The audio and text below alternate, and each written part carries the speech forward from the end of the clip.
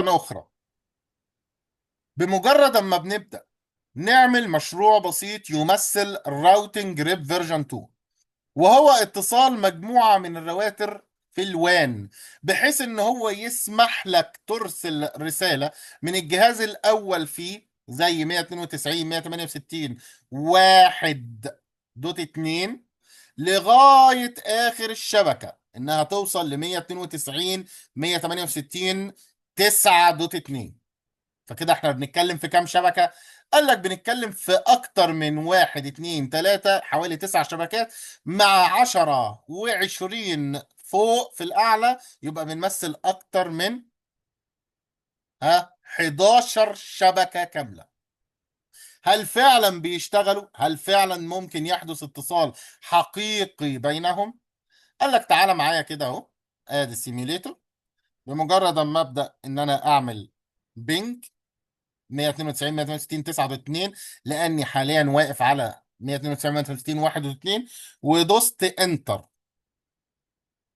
قال لك بمجرد ما ادوس ارسال هتبدا الرساله فعلا تخرج من جهازك البي سي للسويتش. كده انا في اللوكال لسه اريا.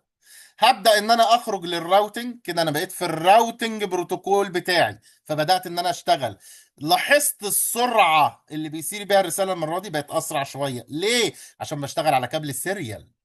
لاحظت السرعة اللي انتقل بيه للراوتر الثالث، ثم بيبدأ يحدد موقع السويتش اللي هو محتاجه 192 9.0 من الاي بي نتوركينج، ثم بيبدأ يشوف فين البرودكاستنج اللي هو محتاجه، انهي واحد منهم رد، الباقيين اتحطوا في السويتشنج تيبل ديلي زي ما درسنا في السويتش. ويبدأ رسالة العودة تروح للراوتنج، يبدأ من راوتر لراوتر لأنه هيستعمل السيريال، فالنحاس أنقى فالسرعة أعلى. يبدأ إن هو يوصل لك سيريال وان أهو، يبدأ إن هو يوصل الرسالة مرة أخرى للوان، يبدأ إن هو مباشرة يوصل للسويتشنج. هو عارف طريق المرسل، فهيبدأ إن هو وبشكل متناسق يعرف اتجاهه اللي هيبدأ يشتغل عليه فيوصل الرسالة، فتبدأ إن هو يطلع لك. ها، تعالى كده نشوف مع بعض فين البنجنج اللي المفروض حصل.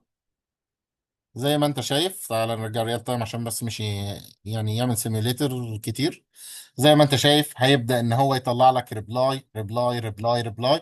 بيرفكت، ما حصلش اي لوست، وحصل كده اتصال ما بين اكتر من 11 شبكة، كأن احنا بنمثل اكتر من 3 دول باكتر من 11 مكتب قدروا ان هم يتواصلوا مع بعض بكفاءة عالية. كأنك ببساطة بنيت شركة متكاملة ليها 3 فروع في 3 دول لأكتر من 11 مكتب، وقدروا إن هم يتواصلوا مع بعض بمنتهى الكفاءة.